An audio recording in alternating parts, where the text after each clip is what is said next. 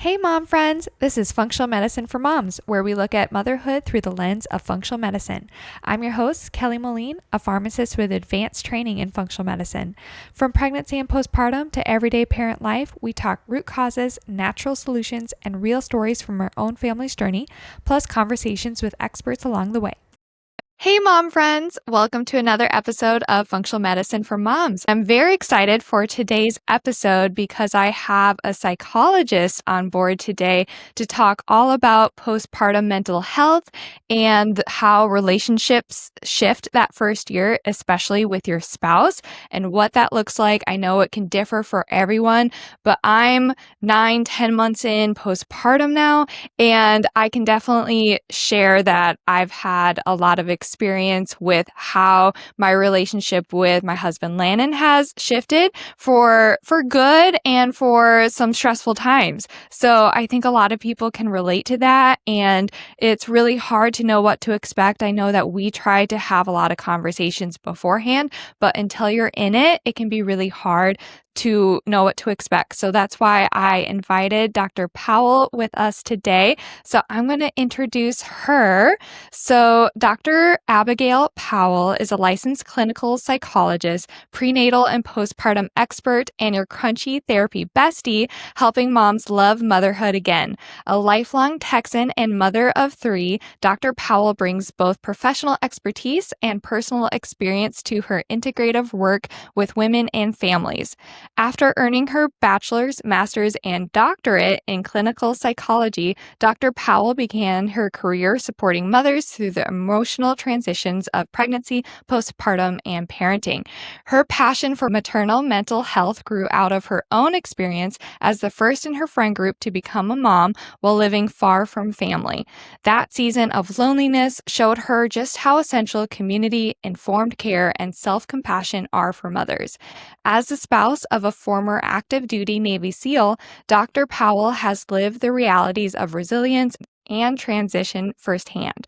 She's deeply passionate about informed consent in birth and medical settings and about integrating holistic, nutritional, and lifestyle approaches into mental health care. Today, she combines her specialized training in perinatal and postpartum mental health with a functional whole person lens, helping moms feel confident, supported, and empowered to trust themselves again because motherhood should feel meaningful, not overwhelming. Welcome, Dr. Powell. Thank you. I'm so happy to be here. Yeah, so tell us more about yourself. We want to hear more from how you kind of came into this space and what life looks like for you now. Yeah. So, wow, I've wanted to be a psychologist probably since I was about 15 years old. My grandmother was a social worker, and my mother also had dreams of being a psychologist, which she, I guess, passed down to me. So, I bet it's just a hereditary thing. However, you know, becoming passionate about motherhood, it didn't really come until I had my first, and then I really realized, wow, where is my village? Motherhood, it can be an isolating experience. However, it doesn't have to be. It's not a requirement. And a village used to look like your neighbors, your church community, which used to be just a walk away from your neighborhood. Now things are much more spread apart. We are expecting just a bunch of people to bring us food, help us heal, when it really doesn't look like that anymore. However, it can be just as beautiful with what it looks like now. So for me, I'm just so passionate about helping other moms find what their village looks like, because mine, we just moved back to Texas from the East Coast. And now we're kind of rebuilding our village with our family involved. And it's such a beautiful thing. And we're just so excited to kind of see where this takes us. But also, we now have 3 kids. And so our village is looking very different. So that's just kind of what created village psychology, and helping other moms have a village, even if it's just 2 friends, maybe their own mother, their daycare providers, and then me. I just want to be their backbone and help them get through motherhood, as I struggled so much at first. Yeah, I love that. So me and Landon, my husband and I, we actually moved away from our family too. And so we moved from up north from Minnesota.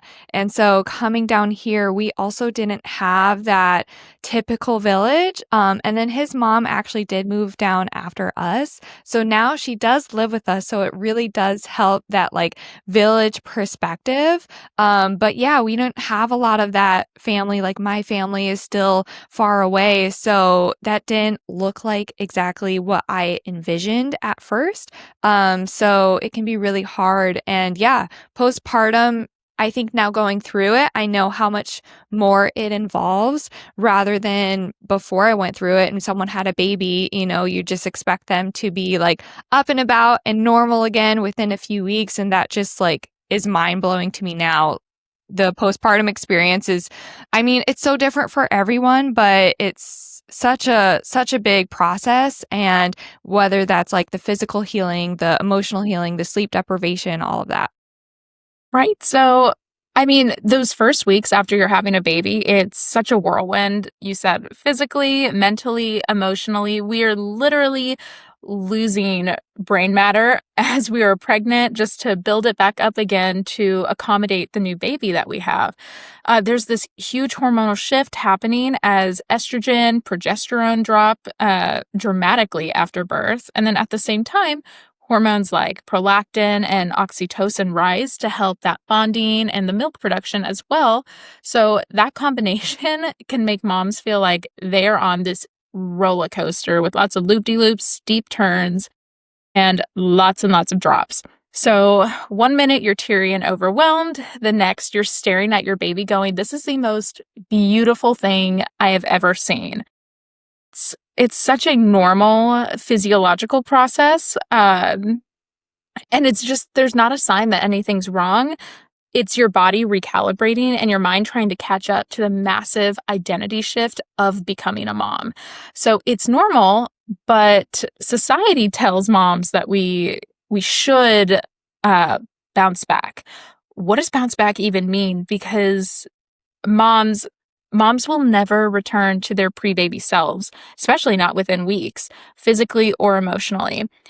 It's not realistic, and bouncing back after birth, I would say, is basically impossible. Why? Because you're moving towards something new. You are never going to be that person you were before you got pregnant because now you have this beautiful baby. You have expanded your family, and as we are birthing a baby, we're also birthing the mother. So it's a complete, total transformation, both physically, mentally, and emotionally. There's the healing, the adjustment, and then the learning on who this baby is and what it needs. So instead of measuring success by how quickly we get back to normal, we need to be more compassionate and to focus on how we can truly nurture that version of ourselves. Yeah, it's kind of a mind shift change from what we like know to expect and having a lot of grace with ourselves too, and our partners because they're going through a lot too. And I think us as moms, at least for me, I'm like, I went through a lot. Well, my husband too, he's going through a lot trying to take care of me and a baby and also working as well. So I know that there can be like a lot of stress between partners in the first few weeks too. Can you share how partners can support each other, whether that's the like dad supporting the mom or just kind of vice versa as well? Right. So partners play such a vital role. Really, you're said to have a 90% decrease of risk of postpartum mood disorders if your partner is actively involved. In those early weeks, moms need a lot of space to process that birth experience, even if it went well. I mean, I know that I had a fabulous birth experience this last time. It went exactly as I had hoped it would go. And still, a month later, questions popped up in my head because you are in such a primal state when you're giving birth. And so I just looked at my husband and I said, "Who was in the room?" And he was going, "Excuse me? You don't know who was in the room?" And I said, "No, I was completely in my head, in my own body. I didn't know who walked in. I didn't care at that moment. I just knew that I couldn't focus on anything except birthing the baby. And something that he had to really learn was that he doesn't need to say, "Oh, wow, you must be really hormonal," or, "Oh, wow, you must be going through a lot of changes." It was just, "Let me just answer those questions, ask you if any more, and try to understand that I will never get it. I will never be in that position." And it's such a beautiful thing once that partner does understand. And dads, they don't get enough credit because they they have to learn how to be that support person when moms really are typically, biologically speaking, more of that support person. But that tangible support, along with the emotional, it can be the cooking, the cleaning, doing the diaper changes. Um, if possible, handling a night shift as an exclusively breastfeeding mom, I decided to take all night shifts. And that was because we had two other young children. And so he instead woke up immediately when our boys woke up and he took care of the older kids. So I got to stay in bed as long as I needed to. So sometimes that meant not coming downstairs until 10 a.m. because I'd wake up at 7. Baby needed to eat. Baby needed to get changed. Okay, baby's not sleeping without mom. So we're going back to bed. And then an hour later, we do it all over again. So my biggest thing also, which was such a surprise to me, was how hungry and thirsty I was when breastfeeding. Every single time this happens, I don't forget it and I know that I need water and a snack, but it hits you so hard. And so as as the partner, always making sure that mom has a snack and water nearby. I know that my husband second time around got me like a little mini fridge with snacks and water so I could just reach over and get it. So and then that last thing would be um helping mom by being that gatekeeper for visitors. If you do not feel up to having mother-in-laws, having cousins, having friends, having your own mom come, then it's his decision to protect that boundary and to basically send the messages. So I, at one point, I just gave my husband my phone and I said, "Hey, here's this list of people I need you to text that she's here." Great. And he just copy and pasted all of it, made a group chat. Awesome. All of these small things that they can do, it sends that message of, "I see you. I've got you taken care of. You go focus on you." Yeah, I love that. I remember, especially in the new days of being postpartum and feeling like I don't even know what to have for dinner because my brain cells cannot compute.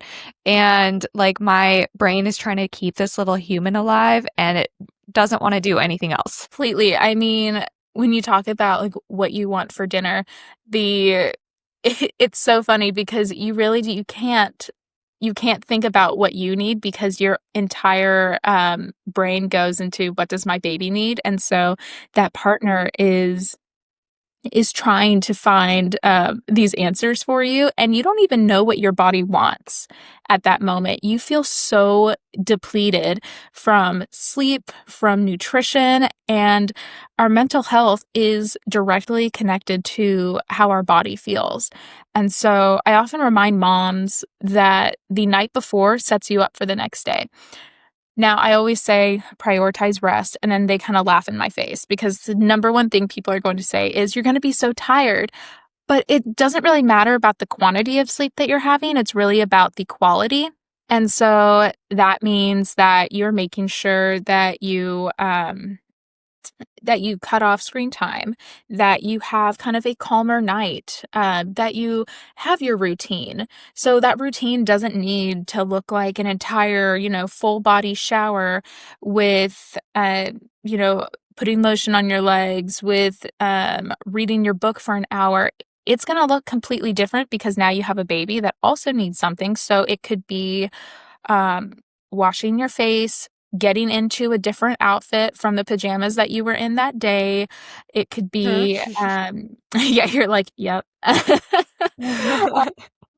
It could be just brushing your hair, brushing your teeth, feeding your baby, and going to sleep. But making sure that we're not scrolling our phone because that is going to wake us up and that's going to prove that we're going to have less quality sleep. But if we're going to have 2-hour increments, we want to make sure that they're good. And then from that next day, so let's say that we're up, we're feeling okay. Those small meals with proteins and healthy fats are going to be so vital, not just for you, but for baby as well. So if you're eating those healthy fats, especially things like nuts as snacks, then we're going to see that you're going to be getting your omega 3s, especially in walnuts, and that you are going to be supporting your own brain health and your baby's. So it's not just about mind over matter, it's about giving your brain and body what they need to function, and knowing that our mood is so intertwined with how our body feels. Love that you say that because we can't expect to feel fueled when we're eating like a lot of sugars and kind of like junky foods and fried foods. We're going to feel worse from that. And then it's going to be like this snowball effect, right? And so, too, with my clients, even though I'm more on the other side with lab testing and supplements and all of that, I always also focus on like mental, spiritual health, sleep, exercise, nutrition, because all of that is going to affect you. So I like how, even from like the mental health standpoint, you're bringing in all of those whole body components where like what you're eating is also affecting your mental health because it really like goes both ways. And like your mental health is going to, affect you physically, and then physically your mental health. So I really like that you're pointing that out and not just, okay, these are the like mindsets we need to have, but also physically, how can we make sure that you're set up for success? 100%. So I really push getting our nutrients from natural supplements, meaning food. If we do have to supplement, that is great. Okay. But we also need to have a provider that understands that if we're going to be taking vitamin D, we need to make sure that we're also getting enough vitamin A, since vitamin A is directly involved with the absorption of vitamin D. For me, I know that I will totally forget to take a pill. So I have like a vitamin D and vitamin A cream that I use that will be absorbed in the body, much easier than maybe a pill would. So that's for me because I have 3 kids and I know that I've lost half my brain cells already, just caring for them and trying to make sure that they are eating as well. Another thing is I know that when I start my day off with protein, I'm going to want to continue my day with protein. Your body, they say that, breakfast is the most important meal of the day. And that is very true for a lot of reasons. But in this case, when supporting your mood, if we start our day off with a sugary cereal, we're going to want to continue to crave that sugar throughout the day. Your body is saying, I need more, I need more. And it's going to be full of synthetic nutrients, a lot of the artificially enriched foods that we could be getting better. We could be getting better vitamins and minerals through other things, such as like even just eggs. So I have a non-negotiable. My breakfast always involves eggs. If you don't like eggs, then we could do something like Greek yogurt. Um, and if you have to have something sweet, then sweeten it with some honey, some berries if you can. But we have to remember that starting our day off right will help us continue our day. So I started my day off with my eggs, with my omelet. I feel really good. I made sure that because eggs have tryptophan, which converts into serotonin, I need to make sure that I have a decent amount of carbs as well, not overly processed, but like a single piece of sourdough, because carbs are directly correlated to helping the serotonin absorb into our brain, because about 90% of our serotonin is made in our gut. Hmm. See, it all interconnects. All connects. Okay, so can you also, I don't want to miss this. Can you share like early signs that mom or dads may need extra support, maybe past like those baby blues? Absolutely. Yeah. So when it comes to those early signs, there's a difference between normal adjustment and then when it's time to reach out for a little bit of extra help. And that does not mean that anyone is weak by any chance. It mainly just says that you're feeling emotional, overwhelmed over what is expected. So if the sadness, irritability, or anxiety that lasts for a couple of weeks, typically we say if it's lasting more than 2 weeks, then it would be considered past the baby blues phase, which about 80% of mothers do have. Or if you're even struggling to sleep, even when you have the chance. So you're exhausted, you know your body could sleep, but your mind is not allowing you to. You are losing interest in the things that you used to enjoy, or you're just feeling detached from your partner or your baby. Not in a sense of, oh, I haven't spent one-on-one time with my partner, I miss them, but I feel completely disconnected from them. They're bringing me food, they're helping me, they're listening to me, and yet I feel completely numb. A lot of people don't think of depression as not really feeling any emotion, but they think of it as just constant crying or anxiety as the constant overwhelm.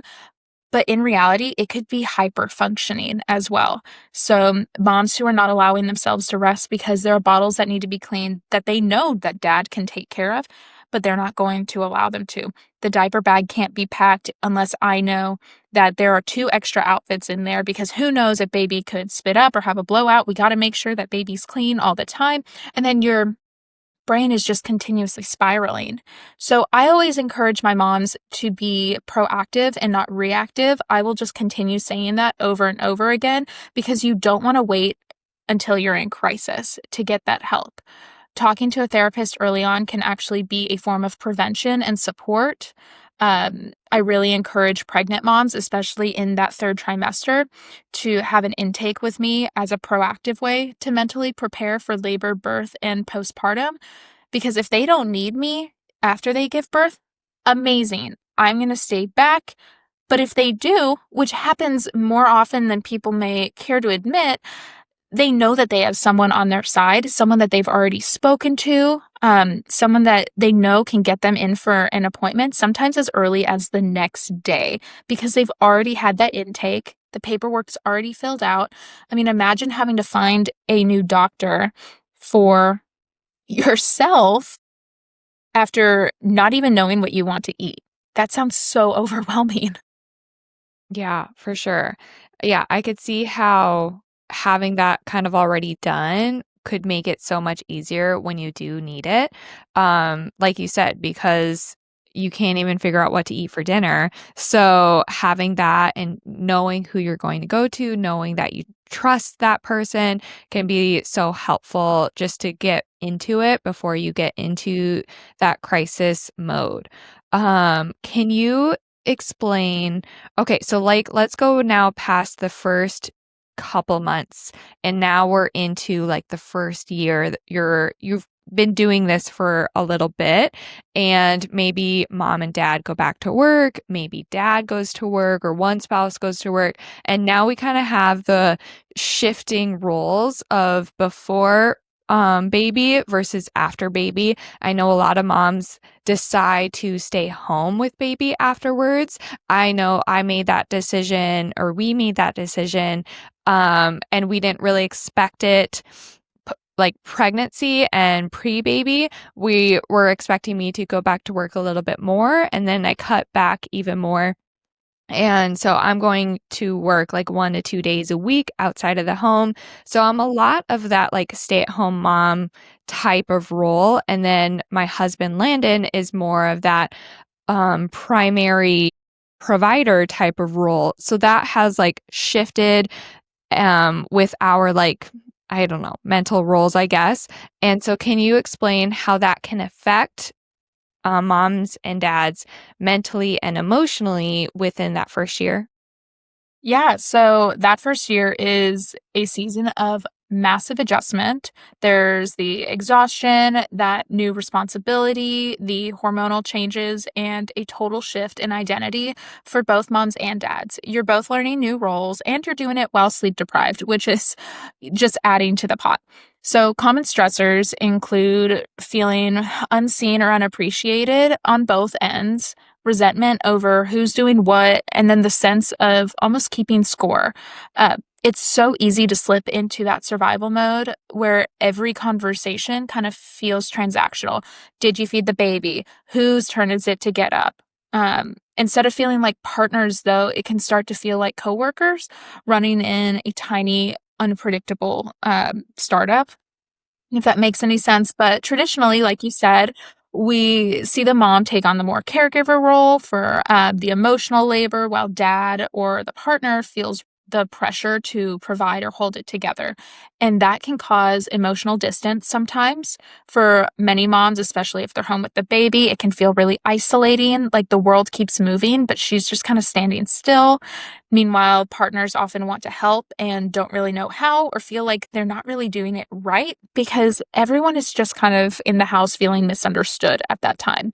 It's not that anyone is doing anything wrong, it's that the roles have shifted faster than the relationship has had time to adjust. So, a lot of that is time. But when feeling like you're on a different team and when you want to reconnect, which is completely normal, especially in that first year, um, what we need to remember is that we're both doing our best with what we have. So that reconnection starts when you are shifting that blame into curiosity. Instead of the, oh my gosh, he never does dishes, you never help. You can say, I'm feeling really overwhelmed. Can we figure out this plan together? It moves the focus from you versus me to us versus the problem. My husband and I kind of always joke if one of our kids has had a really rough night, we're kind of like, okay, it is not us versus each other because we both are running on like 3 hours of sleep right now. It is us versus the kids. And in a way, someone can go, oh my gosh, no. But we can help our kids while still being a team together. And when we reconnect, remembering that we're a partnership, even though we're doing two different roles, it's like a relay race. So we're passing the baton. So you're passing the baton to him going to work. He's passing the baton to you doing the the labor at home. And something that my husband always said, and it made me remember how he appreciated me because my love language has shifted from the words of affirmation to the acts of service as a mom. He said that it's his job to provide the house for our family. So he is providing the house for us, but it's my job to make it a home and to make the walls of the house. And he goes, "You made such a beautiful home for us, whatever home may look like at that time." And so we have to remember that mom is doing that in their children, mom is doing that inside the house, and then they're also representing their entire family when they leave the house. And once he shifted that mindset, then I started shifting that mindset of, wow, he's sacrificing so much. So even though I'm having a stressful day, I get to make this home. And that's so beautiful because the walls would be completely bare without me. Mhm. Yeah, I love that. Um, I think too, I didn't envision myself wanting to be home, prior to having my baby, and then once she was here, I'm like, "I can't leave." So the fact that I did get a choice, he kinda did leave it up to me, so I think that meant a lot, but I truly, like, want to be home with her and spend as much time as I can with our baby and being a part of her growing up. So I feel very blessed that I have that opportunity. So to kind of like envision it and have that mind shift change a little bit of I get to make the walls of the home, I think is really helpful, just like changing that a little bit. And then I get the question a lot of like, okay, now when your partner gets home and mom is overwhelmed and has been with the kids all day and dad has been at work all day, like you both feel like you're at your wits end a little bit. And I know it's going to look different for everyone, but do how do you suggest kind of making that choice of who's going to kind of like take over in a sense or have that baton shifted if needed? Right. So a huge thing are that you need to remember is that there are little signals that the provider of the house may give to tell mom or the homemaker of the house that they're ready to take over. For us in our family, when my husband was active duty, he would set down his lunchbox for the day. And typically he was in workout gear coming home, so he didn't really need to change. And sometimes he would just be silent. Sometimes he'd be silent for half an hour. And I allowed that process to happen instead of just saying, "Here's the baby, I'm done." I just said, "Okay, my shift, I need to put in a little bit of overtime right now." And then he kind of signaled by saying, "How was your day?" That was all that he needed to do. And it happened every single day, knowing, okay, I'm ready to go into dad mode. I am ready to be that playmate. I am ready to take on that responsibility right now because I don't know what happened during his day, and I had to be understanding of it. Was I successful every single time? Absolutely not, because there were some days where I felt that my job was way harder than being a Navy SEAL, and he admits it too. So I I tried to be understanding. I tried to the best of my ability. And then for me, when I did work outside the home and we had young children, if he did the pickup, I often had to go upstairs and I just had to change my clothes from my workout or from my work attire to my workout attire. And he would say, "Do you need to go exercise for a minute?" Some days it was a yes. Some days it was, "Nope, I'm going to start dinner immediately. I feel good." And that was kind of his signal for me. So finding a signal, whether it be giving the kids a hug, putting down a lunchbox, asking a question, or just allowing that partner to change clothes and having a moment to decompress and be fully present in the moment is so important. If they're not able to decompress, then you're not going to get a quality partner. Yeah, I think that is really, really helpful, allowing them the space they need so that they can show up better and not just like overwhelmed with getting a baby handed to them right as they walk in the door. Can you also not explain, but talk about the rebuilding of intimacy and that emotional connection?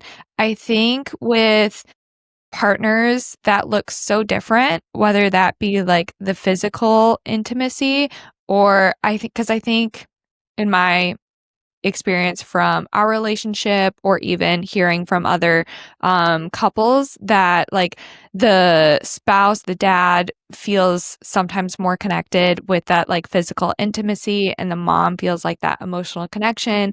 And if we're missing one, then we're not getting the other. And it kind of like it feeds off of each other. So if we're both not providing that, then we feel really disconnected, especially as we have these new roles as parents and our like life looks so different now.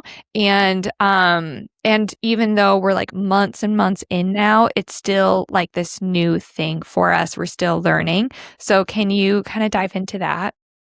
So, like you said, a lot of it, especially for the mom, is that emotional intimacy, especially that emotional safety, because dad's body didn't have to change, but mom's body, wow, she is going through all these changes and she will continue to go through those changes throughout that first year.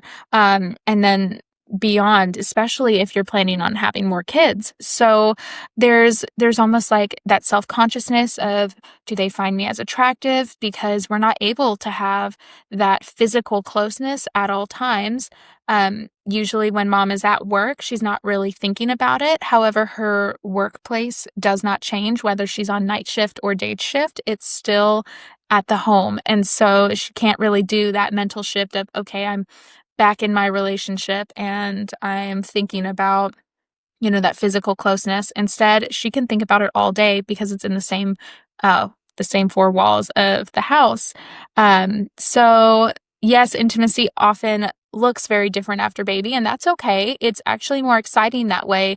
And even though your partner saw you birth a baby, which is probably one of the most vulnerable experiences of a woman's life, um, you still feel like intimacy is like that elephant in the room.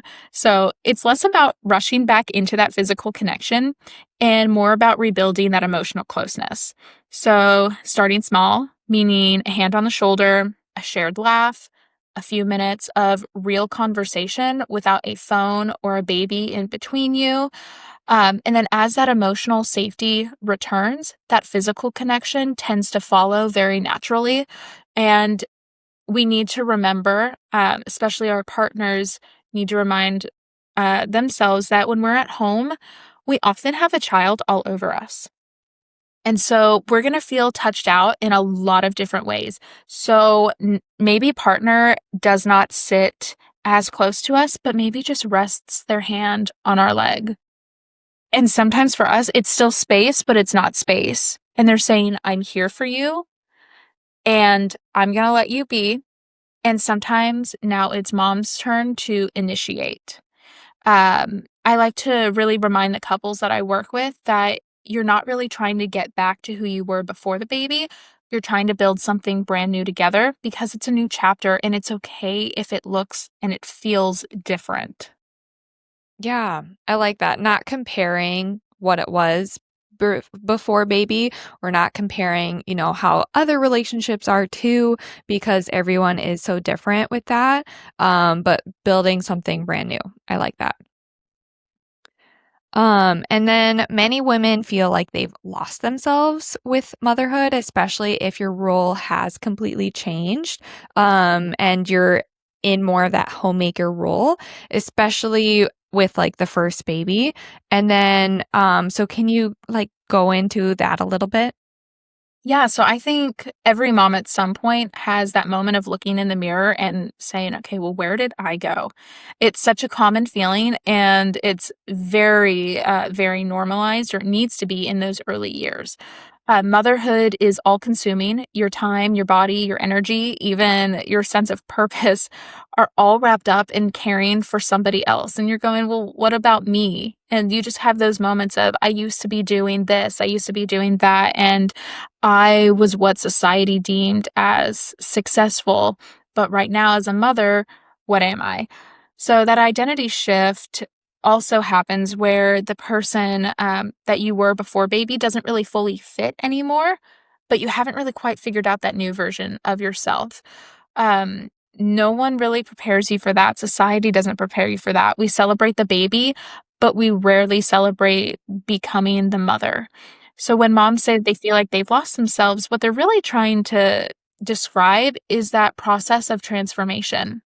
You're not lost, you're evolving, and you're meeting new parts of yourself that you really haven't had the chance to meet before. With that, when somebody says that they are trying to find who they are now, we have to remember that before children, we could still just be one thing. If we were in an accounting, if we were an accountant, then we could stay an accountant. Before children, I was a psychologist. I'm going to stay a psychologist. It didn't matter if I was an associate psychologist, if I owned my practice. If somebody asked me what I did, it was a psychologist. But as a mom, for the first year, I was a mom of an infant boy. That looks so different than the mom that I'm talking to who has 4 kids, where half are teenagers and half are toddlers. And I'm going, okay, whoa, you are a totally different person than the mom who was an infant, or the mom who had the infant. And she would say, yeah, but I was just like you. Motherhood is not one identity, it is an evolving identity. And it is so cool because you get to figure out that new part of yourself, and you get to see that that child is bringing out the parts that you didn't know that you could love so much. I don't know why. Somehow that like really hit me, and I'm like getting emotional right now. I think that really speaks to me. I'm, a pharmacist, and I also like spent a lot of years getting my doctorate, and that was a lot of my identity for so long. And I am that kind of more type A, high performing type of person. And I associate, I think, a lot of my worth with that personally. And so becoming a mom, although I absolutely love it, and then some people do ask, like, are you back to work? What does that look like? And when I say, like, yep, I'm staying home most of the time, but I am working and, I'm doing all these other things too. But I am mostly, I think, a mom. And they're like, oh, okay. And sometimes I feel like invalidated from some people who expected me to be this like full-time pharmacist, away from the home, providing for my family. And I'm more in this like sweet stage where I'm enjoying the babyness and I'm in that slower stage. And, my worth isn't these high performing tasks. It's truly like taking care of my baby. And yeah, I think that that's a sweet moment that you're not going to have forever. And, more babies will come and that, hopefully, but it's kind of like this spiritual shift as well, where you're like in the waiting period and that looks so different. And people are always like waiting for that next step and waiting for these big things to come.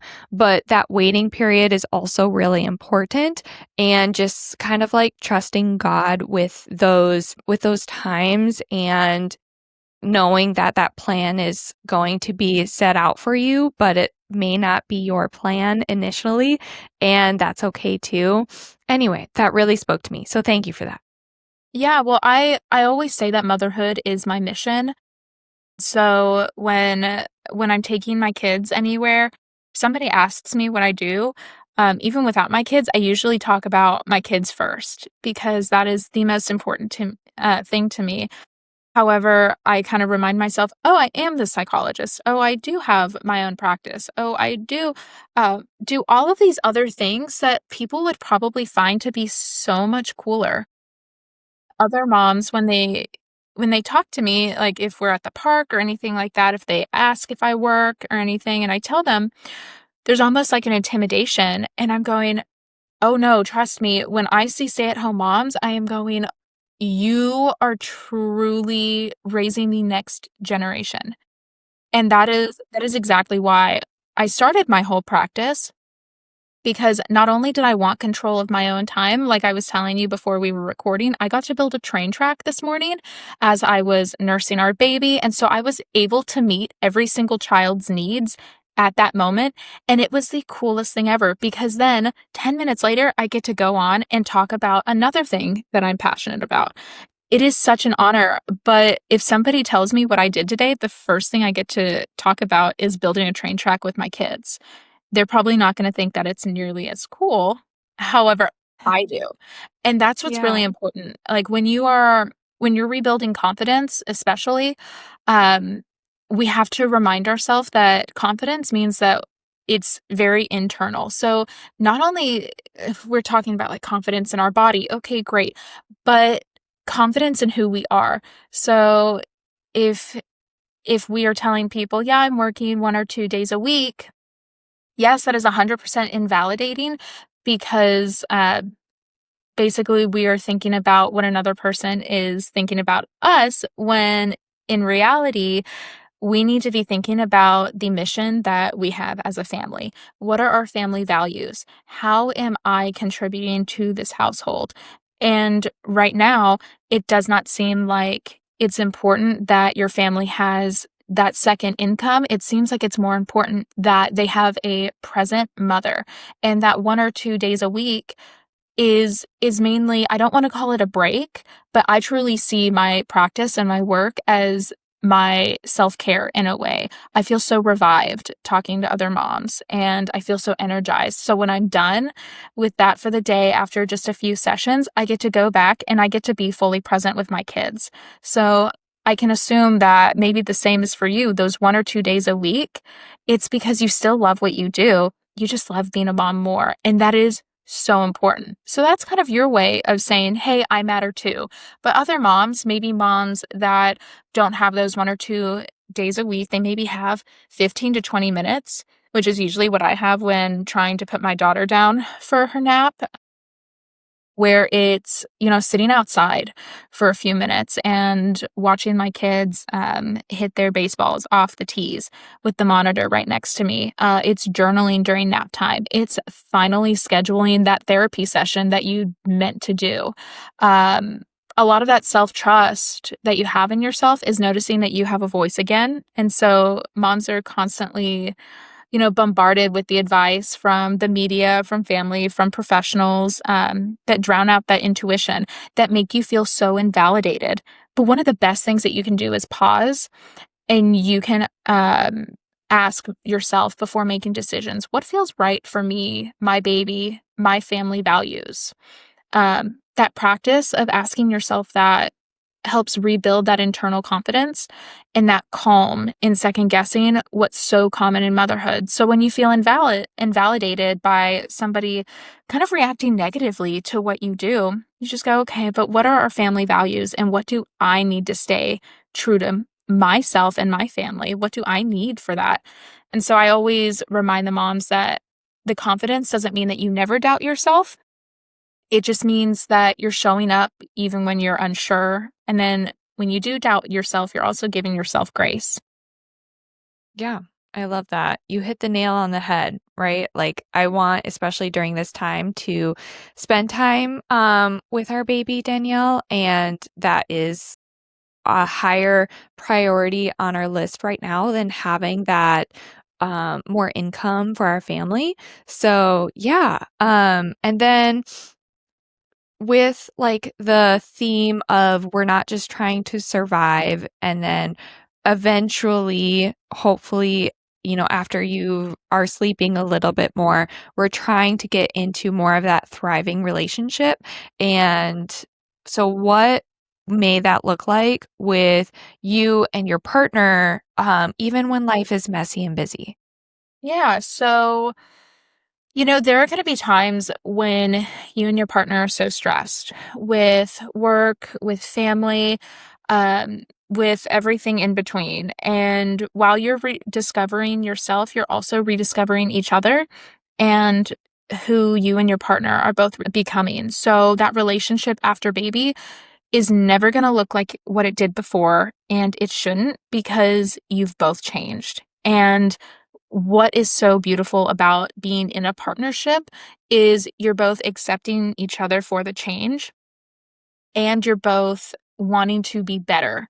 So you're wanting to compliment your partner. You're wanting to make them better. I always encourage the couples that I work with to start small and create intentional moments of connection.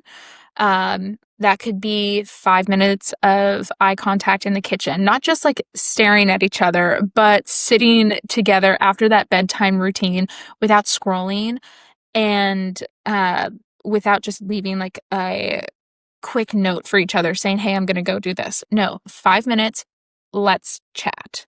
Let's let's think about, how are we going to connect? Our date nights are not going to look the same. It is not, hey, let's just go out to brunch tomorrow, without needing to freak out about, oh my gosh, how's my kid going to act? And then we're basically just focused on the child.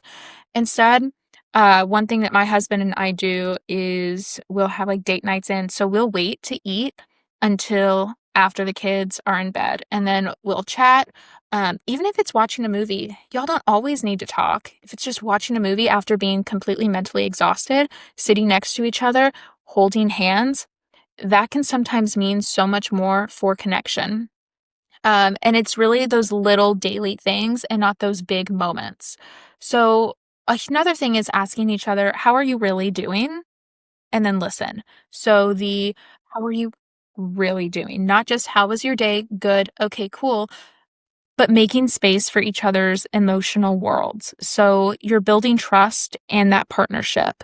You stop feeling like co parents managing logistics and start remembering why you chose each other in the first place. And so somebody trusting you when they tell you, I'm actually feeling really overwhelmed. I really need this from you.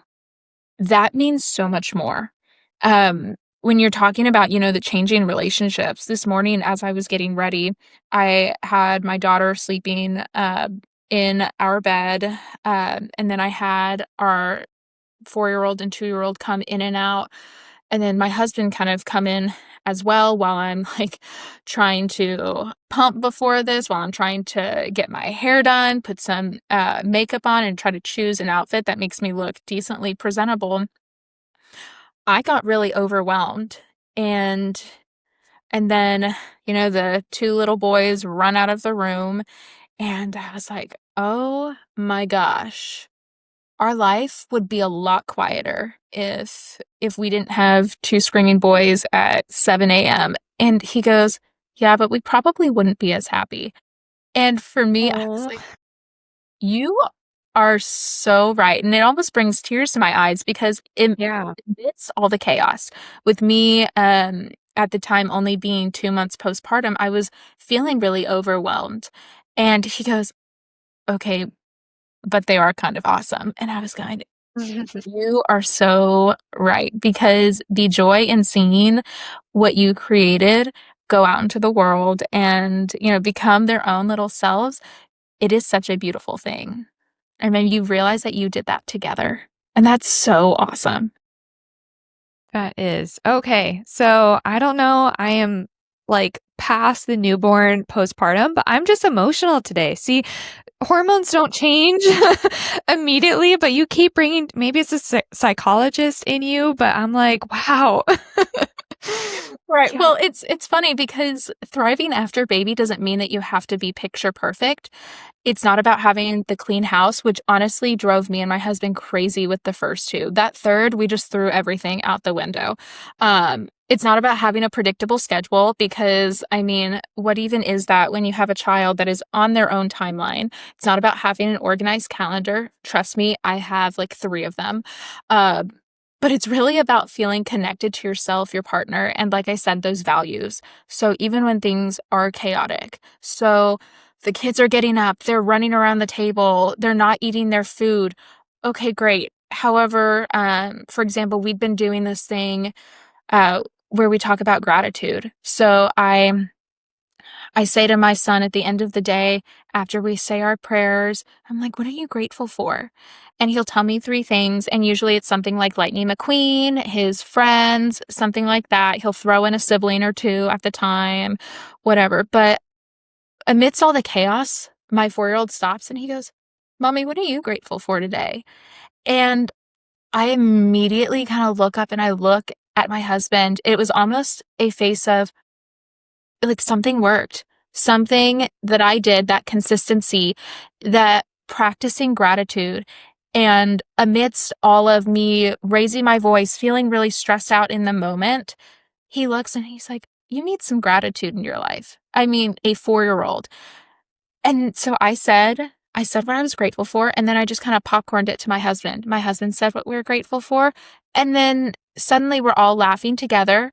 We're in the middle of a mess because, of course, the 2-year-old doesn't want to keep anything on his plate. Where we're going, okay, today was hard. We got through it, and we are doing more than just surviving because we have three kids who are all practicing gratitude.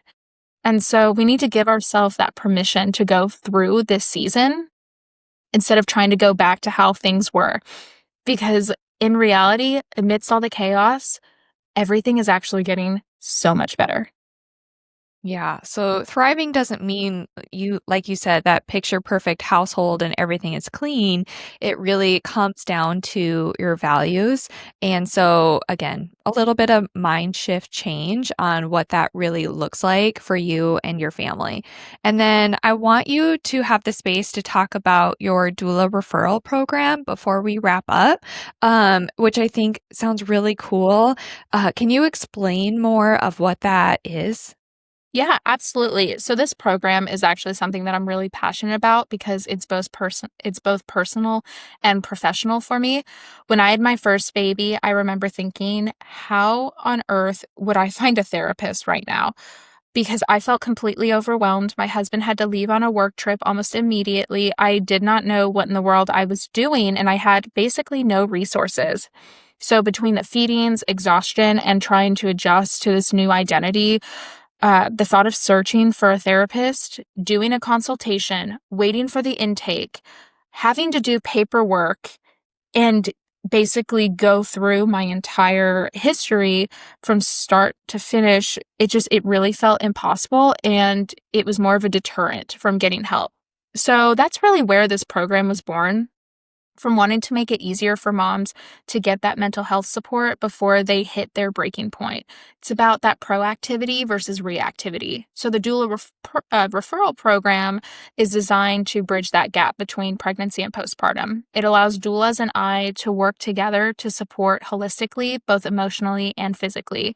Moms begin with me with a 15-minute consult to talk about their goals for pregnancy, birth, and postpartum. Then I schedule a discounted one-time intake session during the pregnancy where we discuss things like birth plan, partner preparation, postpartum goals, and then even nutrition and recovery expectations. So after that session, moms receive personalized resources and a written summary of what we discussed, so they have something to refer back to. And I try to make it really pretty so you can put it on your fridge and it can really catch your eye when you're feeling a little overwhelmed. And then they have their baby. Their doula works with them. The doula who referred me to them can tell me, with the client's permission, of course, how they did, if everything went right, wrong, if I need to reach out in any way. But really the best part is that they receive priority scheduling postpartum because they've already done that intake. So they've filled out all the forms. They've completed that initial session. They know who I am, so they know who they're talking to instead of, oh my gosh, there's this stranger. They start therapy with me right away. And then if they need continued support, there's no wait list for them. There's no extra steps. There's just continuity of care. So this partnership ensures that moms feel supported by both her doula, her therapist, and knowing that birth is so much more than a birth plan. It's about that peace of mind, and it's about feeling so truly cared for. Yeah. And is that virtual or in person or both? So right now I'm doing virtual because I have found that I get so overwhelmed when leaving my house. 100%. I've seen that moms are they're struggling to stay on time for a lot of their appointments, and they actually come in more flustered because of that. Yes, while I'm more than happy to help you calm down from that, and teach you those skills to not become so flustered during that time, we really only have an hour session. So I would much rather have you with a newborn, because I didn't want to leave the house the first month. You and your newborn can sit on the couch. You can nurse. It can be a completely judgment-free zone. And you can say, okay, I'm just going to lay down in bed while I'm talking to you about how I'm feeling because I'm really struggling to get out of bed. We're going, okay, great. Let's come up with a plan together. Your newborn's right next to you. Taking mom and newborn away from each other, that's actually going to cause more damage than it would good. So I would rather newborn stay on your chest. The baby would be able to feel your heartbeat. You would become more connected throughout that process. So I really think that it's a beautiful way of feeling better in your home. So that also means that I don't get to just serve moms in the Dallas community. I get to serve moms all across Texas, which is so Amazing. exciting. Yeah. So how do people and then also doulas find you to be able to have that partnership and relationship? Yeah, so if you're a doula, then I would love to connect and collaborate. You can refer clients directly to me through my website, villagepsychllc.com, or you can reach out at villagepsychllc on Instagram. If you're a mom and you want to be part of a program, you can join whether you already have a doula or not. But just schedule a consultation through my site. Like I said, villagepsychllc.com, and we can walk through what kind of support makes sense for you, whether that's individual therapy, group support, or birth and postpartum preparation. Amazing. And then I'm asking everyone this, do you have any advice for our listeners, the functional medicine for moms community? Anything, whether that is therapy related, mom related, anything like that. Yeah, so gosh, That's a big one. But I would say the biggest takeaway should be, especially just for all new parents, you're not doing it wrong. It's just really hard sometimes because so much of early parenthood is about learning to give yourself grace and saying, okay, this day was hard. That doesn't mean that tomorrow's hard. You're growing, your baby's growing, and your relationship is shifting. None of that is supposed to look perfect. You don't need to bounce back to who you were. That version of you didn't have the wisdom, the strength, and that depth of love that you have for this child.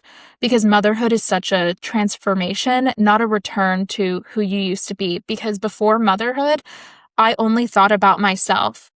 And I really only thought about my needs being met because I knew that my partner, he could take care of his schedule. He was independent. Yes, I was helping him and we were guiding each other to become better, but we really truly were not needing to lean on each other until we became parents. And so knowing that it's okay that it feels messy and that we're allowed to take up space in our own healing while you care for that baby. So I hope that if moms take anything from this conversation, it's that they really deserve support, whether it be from a therapist, a doula, a friend, a partner, this podcast. You really do not have to do it alone, and getting help doesn't mean that you're failing. It just means that you're human and that you're taking care of yourself too, because the expectations on moms are so much larger than they used to be. Yeah. Beautiful. I think that was perfect, well said, and a great spot to end and wrap up. I know this was a little bit longer than usual, but I think everything was super valuable for our moms listening. So thank you so much, Dr. Powell, for joining us today and giving us your insight and input. Yeah, thank you so much for having me.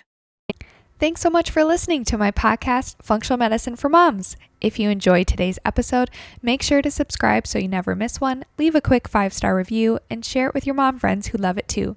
I'm Kelly with a background as a pharmacist and training in functional medicine. I help women move past fatigue, brain fog, gut issues, and hormone struggles so they can thrive in everyday life or prepare for a healthy pregnancy. Through lab testing, personalized supplements, and functional medicine coaching, I help you feel better, faster, naturally. Want to connect more? Head over to molinmethod.com or come hang out with me on Instagram and YouTube at Functional Medicine for Moms. On my site, you can order professional grade supplements at my discount or book a free discovery call if you'd like to see how we can work together on your health. This podcast is for educational purposes only and not medical advice. Always talk to your provider before making changes to your health plan. And remember, healthy moms raise healthy families. Catch you next time. New episodes released every Wednesday.